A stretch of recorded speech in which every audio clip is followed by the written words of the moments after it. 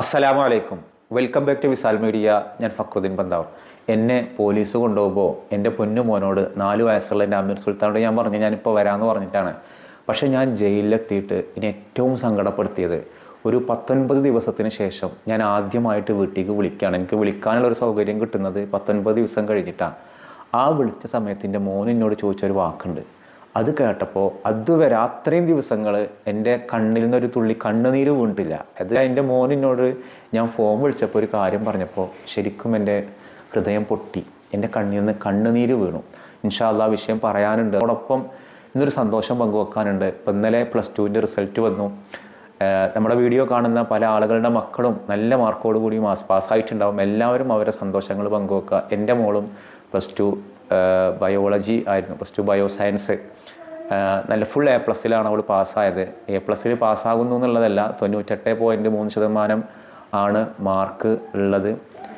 ഞാൻ ജയിലിൽ കിടക്കുന്ന സമയത്ത് എനിക്കൊരു വലിയ ആശങ്ക ഉണ്ടായിരുന്നത് മോളുടെ ഈ റിസൾട്ട് വരുന്ന സമയത്ത് ഞാൻ വീട്ടിലുണ്ടാവോ ഇല്ല എന്നുള്ളതാണ്. കാരണം ഞാൻ ജയിലിൽ കിടക്കുമ്പോഴാണ് 10ാം ക്ലാസ്സിൻ്റെ റിസൾട്ട് 9-ാം തീയതി വരുന്നത്. അപ്പോൾ എനിക്ക് തോന്നി പഠിച്ചോനെ 1-2 ദിവസം കഴിഞ്ഞാൽ +2 റിസൾട്ടും വരും.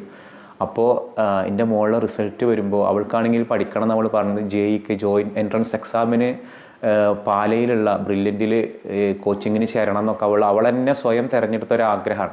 അപ്പോൾ ഇതൊക്കെ നമ്മൾ ചെയ്യണമെന്നുണ്ടെങ്കിൽ നമ്മളായിട്ട് അവിടെ വേണം. അപ്പോൾ +2ൻ്റെ റിസൾട്ട് വരുന്നൊരു സമയത്ത് നമ്മളവിടെ ഇല്ലെങ്കിൽ അതൊരിക്കലും നമുക്ക് ഭയങ്കര സങ്കടമാണ്. അത് അങ്ങനെ ആവരുതേ എന്നുള്ളൊരു പ്രാർത്ഥന ഉണ്ടായിരുന്നു. മോള് റിസൾട്ട് വരുമ്പോൾ ഞാൻ അവിടെ ഉണ്ടാവണേ എന്നുള്ളത്. പക്ഷേ ഇതിങ്ങനെ നീണ്ടു പോണ സമയത്ത് ഞാൻ ചിലവിന് വേണ്ടി കുറച്ച് കാശ് വീട്ടിൽ ഏൽപ്പിച്ചിരുന്നു. പക്ഷേ വൈഫ് അത് വളരെ ബുദ്ധിപരമായിട്ട് എന്ത് ചെയ്തു, ഈ റിസൾട്ട് വരുന്നതിന് മുൻപ് തന്നെ പാലായിലെ ബ്രില്യൻറ്റിൽ ചേരണം. അപ്പോൾ റിസൾട്ടൊന്നും വരുന്നതിന് മുന്നേ നന്നായി ജയിക്കുമെന്ന് ഉറപ്പുള്ള ആളുകളെ കിട്ടാൻ വേണ്ടിയാണ് അങ്ങനെ ചെയ്യുന്നത്. അപ്പോൾ അതൊക്കെ വൈഫ് തന്നെ എന്ത് ചെയ്തു, ആ കാശൊക്കെ അടപ്പിച്ചു. അങ്ങനെ അതൊക്കെ ക്ലിയറായിട്ടും എൻ്റെ മനസ്സിലുള്ളത് അപ്പോൾ റിസൾട്ട് വരുമ്പോൾ നമ്മളവിടെ ഉണ്ടാവും. പക്ഷേ ഈ റിസൾട്ട് എന്ന് വരുന്നുള്ളത് കൃത്യമായിട്ട് എനിക്ക് അറിയുന്നില്ല. അങ്ങനെയാണ് 20-ാം തീയതി റിസൾട്ട് വരാൻ സാധ്യതയുണ്ട് എന്നെനിക്ക് ആരൊക്കെ പറഞ്ഞു. ഞാനാണെങ്കിൽ ആ സമയവും അവിടെ തന്നെയാണ്. പക്ഷേ അതൊരു വ്യാഴാഴ്ചക്ക് നീട്ടിയപ്പോൾ എൻ്റെ മനസ്സിൽ അൽഹംദുലില്ലാഹ് ഞാൻ ആ സമയത്ത് വീട്ടിലുണ്ടാവും, മോളോടൊപ്പം ഉണ്ടാവും. കാരണം അവൾ 10ാം ക്ലാസ്സിൽ ഫുൾ A+ കൂടി പാസ്സായതാണ്. അവൾക്കൊരാഗ്രഹമായിരുന്നു സയൻസ് ബാച്ചിൽ ബയോ സയൻസ് പഠിക്കണമല്ലോ. അങ്ങനെ പൊന്നാനി MES ഹയർ സെക്കൻഡറി സ്കൂളാണ് അവൾ ആഗ്രഹിച്ച സ്കൂൾ തന്നെയാണ്. അവിടെ തന്നെയാണ് അവൾക്ക് സീറ്റ് കിട്ടിയത്.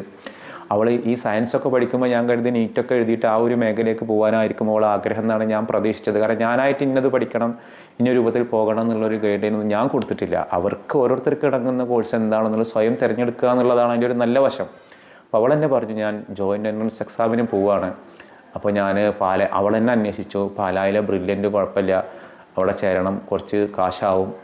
അപ്പോൾ ഇത് അവൾ തന്നെ എന്നോട് പറഞ്ഞിട്ട് നേരത്തെ അവളൊരാഗ്രഹം പറഞ്ഞിരുന്നു. അപ്പോൾ ഞാൻ പറഞ്ഞു നമ്മളെ കൊണ്ട് കൂട്ടിയാൽ കൂടുന്നതാണോ?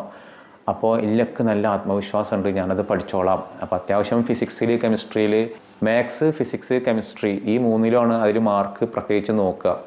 അപ്പോൾ അതിലൊക്കെ നല്ല മാർക്ക് ഉണ്ടാവും നമുക്ക് പ്രതീക്ഷയുണ്ട്. അപ്പോൾ അതൊക്കെ എൻ്റെ ഒരു അഭാവത്തിൽ വൈഫ് അതൊക്കെ ക്ലിയർ ചെയ്തു, അവിടെ ചേർത്തു. ഓൺലൈൻ ക്ലാസ്സുകൾ തുടങ്ങി.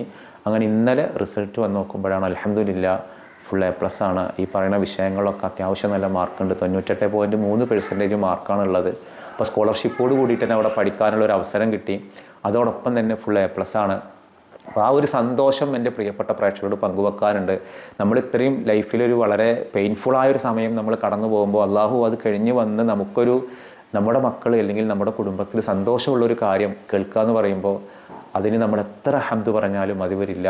പഠിപ്പിച്ച അധ്യാപകരുണ്ട്, അങ്ങനെ എല്ലാവർക്കും ഉള്ളതാണ്, അവർക്കൊക്കെ അവകാശപ്പെട്ടതാണ് ആ വിജയത്തിൻ്റെ ഒരു എന്താ പറയുക ഒരു അഭിമാന നിമിഷങ്ങൾ.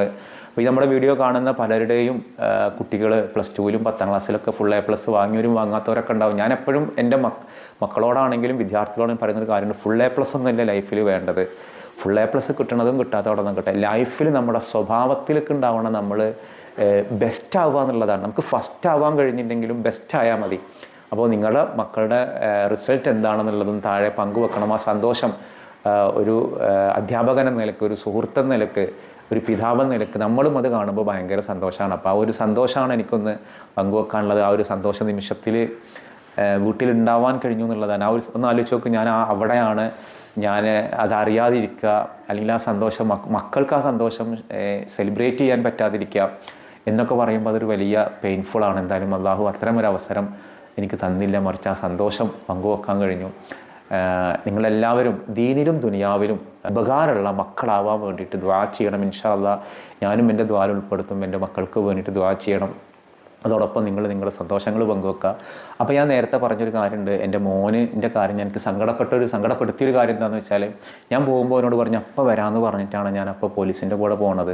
അപ്പോൾ അവനക്കത് പോലീസാണെന്ന് അറിയില്ല, കാരണം സാധാ സിവിൽ വേഷത്തിലാണല്ലോ. അങ്ങനെ എനിക്ക് 19 ദിവസമൊക്കെ കഴിഞ്ഞിട്ടാണ് എനിക്ക് ഫോൺ ചെയ്യാനുള്ള ഫോൺ കാർഡുകൾ ശരിയായിട്ട് ഞാൻ വീട്ടിലേക്ക് വിളിക്കുമ്പോൾ, ഞാൻ ഫോൺ ചെയ്ത ഉടനെ എൻ്റെ മൂത്ത മോളാണ് ഫോൺ എടുത്തപ്പോൾ അവൾക്ക് ഭയങ്കര അത്ഭുതം. അവിടുന്ന് വിളിക്കാൻ പറ്റുമെന്ന് തന്നെ അവർക്ക് അറിയില്ലായിരുന്നു. അങ്ങനെ വിളിച്ചപ്പോൾ ഞാൻ വിഷയങ്ങളൊക്കെ ചോദിച്ചു. അപ്പോൾ എനിക്ക് പറയാനൊന്നും കിട്ടണില്ല. അപ്പോൾ ഞാൻ ചോദിച്ചു മോനെ എവിടെയെന്ന് ചോദിച്ചു. അങ്ങനെ മോൻ ഇവിടെ ഉണ്ട്. അങ്ങനെ എൻ്റെ അമീറിന് 4 വയസ്സാണ്. അവനക്ക് പലർക്കും മോനെ അറിയുന്നുണ്ടാവും, വീഡിയോയിൽ പലപ്പോഴും കാണലുണ്ട്. ഓനോട് ഫോൺ കൊടുക്കാൻ പറഞ്ഞ് കൊടുത്തേക്ക് ഓനോട് ചോദിച്ചു, ഇപ്പോൾ വരാമെന്ന് പറഞ്ഞ് പോയിട്ട് എത്ര ദിവസമായി, എന്താ വരാത്തതെന്ന് ചോദിച്ചു. പടച്ചോനാണ്, ആ നിമിഷം എനിക്കൊരു വാക്ക് പറയാൻ കിട്ടണില്ല. എൻ്റെ കണ്ണിലങ്ങോട്ട് വെള്ളം നിറഞ്ഞു. അപ്പോൾ ഞാൻ പറഞ്ഞു ഞാൻ വേഗം വരാടാന്ന് പറഞ്ഞു. അപ്പോൾ പിന്നെ ഓൻ എന്തൊക്കെ പറഞ്ഞിട്ടുണ്ട്. ഞാൻ പറഞ്ഞു ഫോണ് വേഗത്തിൽ വൈഫ് അവിടെ ഇല്ല, വൈഫ് തറവാട്ടിലേക്ക് പോയതാണ്, വേഗം കൊണ്ടുകൊടുക്കാൻ പറഞ്ഞു. അവിടെ തന്നെയാണ്. ഓടി വൈഫിന് കൊണ്ടുകൊടുത്ത് സംസാരിക്കുമ്പോൾ അവർ ഉമ്മ അവിടെ ഉണ്ട്, ഉമ്മാക്ക് ഫോൺ കൊടുക്കാൻ പറഞ്ഞു. അപ്പോൾ ഈ മോൻ്റെ ഈ ചോദ്യം എൻ്റെ മനസ്സിൽ വല്ലാതെ അങ്ങോട്ട് കൊണ്ടു. ഉമ്മാക്ക് ഫോൺ കൊടുത്തപ്പോൾ ഉമ്മയുടെ ശബ്ദം കേട്ടപ്പോൾ എൻ്റെ കുട്ടിക്ക് എന്തെങ്കിലും പറ്റിയോ, അവിടുന്ന് ഒരു ഇടങ്ങറും ഇല്ലല്ലോ എന്ന് പറയുമ്പോഴേക്ക് എനിക്ക് ഉമ്മാക്കും സംസാരിക്കാൻ പറ്റണില്ല, എനിക്കും അത് കേൾക്കാൻ പറ്റണില്ല. കാരണം ഞാനൊന്നും അങ്ങനത്തെ ലൈഫിൽ കൂടെ പോയ ഒരാളല്ല. പക്ഷേ ഇങ്ങനെ ഒരു അനുഭവത്തിൽ കൂടെ പോകുമ്പോൾ നമ്മളവിടെ പ്രത്യേകിച്ച് പ്രയാസങ്ങളൊന്നുമില്ല, പക്ഷേ നമ്മളാകെ ഇമോഷണലി ആയി. അപ്പോൾ ഞാൻ വേഗത്തിൽ പറഞ്ഞു വൈഫിന് പിന്നെ ഫോൺ കൊടുക്കാൻ പറഞ്ഞു. കാരണം ആ സമയം നമ്മൾ സങ്കടപ്പെടുകയോ കരയുകയോ ചെയ്യുന്ന ഒരു സമയമല്ലല്ലോ.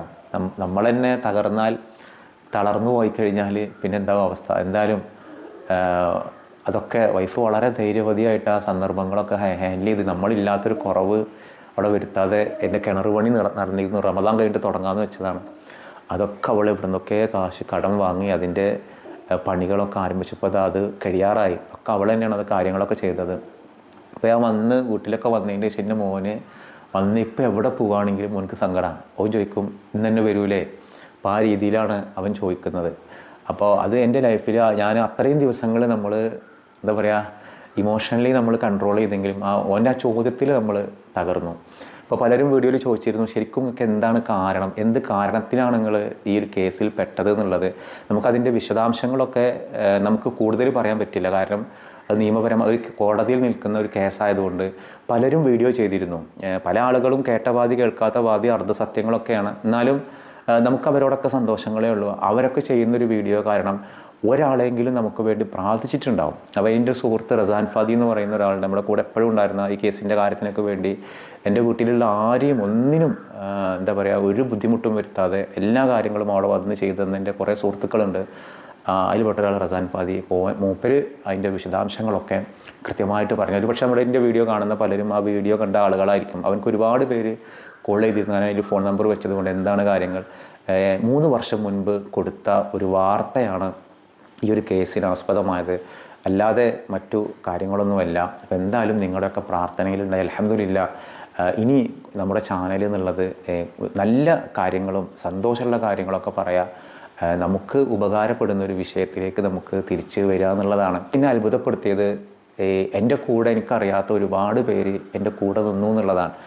എന്നെ വിമർശിക്കുന്ന ആളുകളോട് എനിക്ക് വിരോധമോ ദേഷ്യമൊന്നുമില്ല, എനിക്ക് സന്തോഷമുള്ള. കാരണം എൻ്റെ പിഴവുകൾ അവർ കണ്ടെത്തുകയും അവർ വിളിച്ചു പറയുകയും ചെയ്യുമ്പോൾ തിരുത്താൻ എനിക്കൊരവസരമാണ്. എന്നെ സ്നേഹിക്കുന്ന സപ്പോർട്ട് ചെയ്യുന്ന ആളുകൾ എൻ്റെ ഒരു നല്ല വശം മാത്രം കാണുമ്പോൾ അതെനിക്കൊരു ഭയങ്കര മോട്ടിവേറ്റഡാണ്. ഇത് രണ്ടും കാണുന്ന ചുരുക്കം ആളുകളുണ്ട്. ഇതൊക്കെ ഉഷാറാണ്, പക്ഷേ ഈ കാര്യം ശ്രദ്ധിക്കണം എന്ന് പറയുന്ന ആളുകളോട് എനിക്ക് അതിനേക്കാളേറെ ബഹുമാനമാണ്. കാരണം അവരാണ് നമ്മുടെ പിഴവ് കാണുന്ന ആളുകൾ. അപ്പോൾ സ്നേഹിക്കുന്നവർക്കും വിമർശിക്കുന്നവർക്കും സപ്പോർട്ട് ചെയ്യുന്നവരൊക്കെ ഉള്ളത് നമ്മുടെ ഉയർച്ച ആഗ്രഹിക്കുന്ന ആളുകൾ. പിന്നെ 1-2% ആളുകൾ നമ്മളോടൊരു വിരോധമോ വിദ്വേഷമോ അതിപ്പോൾ ഏത് കാലത്തും ഏത് വിഷയത്തിലും ഉണ്ടാവുന്നതാണ്. അപ്പോൾ നമ്മൾ മൈൻഡ് ചെയ്യേണ്ട ഒരു കാര്യമില്ല. എന്തായാലും നിങ്ങളുടെ മക്കളുടെ റിസൾട്ടിൻ്റെ ഒരു കാര്യം, നിങ്ങൾ 10ാം ക്ലാസ്സിലെ ഫുൾ A+ കിട്ടുകയും കിട്ടാത്തവരും എന്താണ് നിങ്ങളുടെ റിസൾട്ട്. അതുപോലെ +2ൻ്റെ ഇപ്പോൾ വന്നു, സന്തോഷങ്ങൾ പങ്കുവെക്കുക. എൻ്റെ മോളുടെ കാര്യം ഞാൻ പങ്കുവെച്ചു. ഇൻഷാ അല്ലാഹ് ഹൈറായ കാര്യങ്ങൾ പറയാനും കേൾക്കാനും അള്ളാഹു നമുക്ക് തൗഫീക്ക് നൽകട്ടെ എന്ന് പ്രാർത്ഥിക്കുകയാണ്. അസ്സലാമു അലൈക്കും.